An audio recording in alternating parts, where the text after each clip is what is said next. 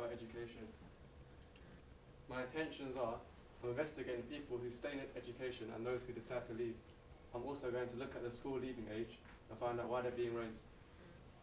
I'm doing this so that I can find out if, if 16 is too young for people to leaving school, whether it's a bad thing or not. So I'm taking both views, both biased and so I'm not biased. I want to get both views on. My content of idea, the topic, as I said, is about school leaving age and education and the impact it has on their lives, both positive and negative. My unique selling point is the fact that, well, basically, on education, you only get adults talking about people's educations, about kids. Mine's unique because it's about kids talking about themselves. So kids giving their own views about education, not adults. I'll be debating why staying in education is good and why it is bad. I will do this by getting real life people to talk about their experience, vox pops to the public's views, and experts to talk about their opinion. The structure and running order. Well, first I'm going to have an intro. Well, it's going to be one male presenter, because on the questionnaire, everyone said male.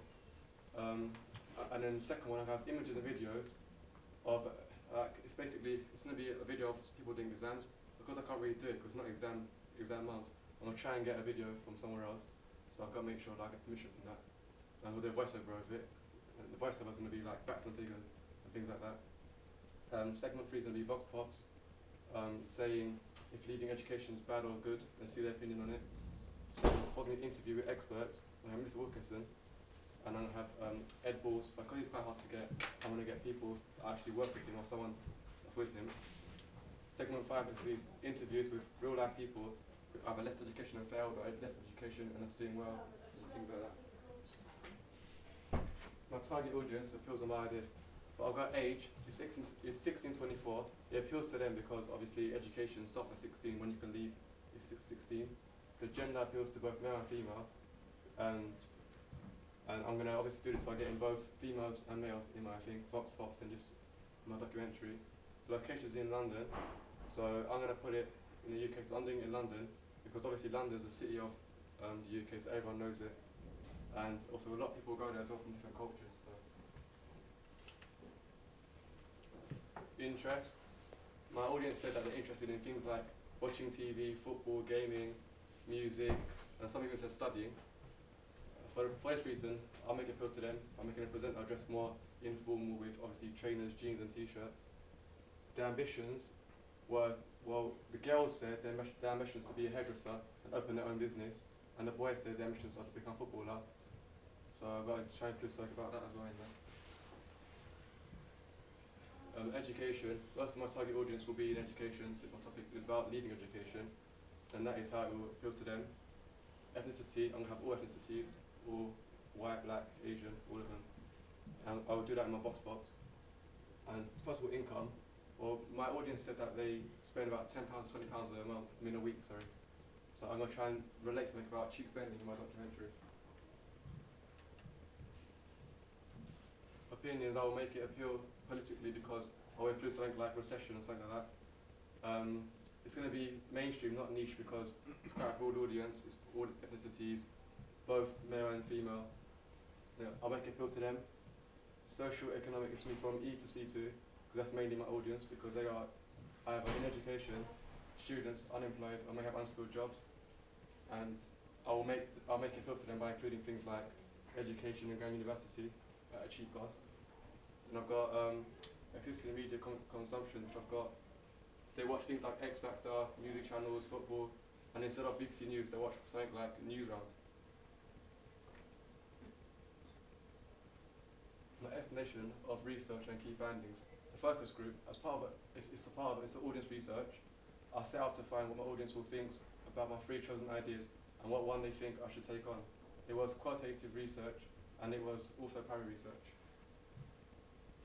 Sexual analysis, I set out to find any documentaries out there that are similar to mine in both topic and structure-wise. It's examining content, secondary research, and also qualitative as well, research.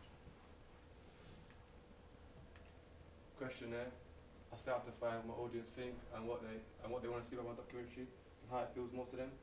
It is audience research. It is both qualitative again and quantitative. because obviously I've got both open and closed questions on my questionnaire. Facts and figures. I set out to find some facts and figures about my chosen topic. This was examining content. This was more quantitative research because it was more numerical and it was secondary research. Technical viability.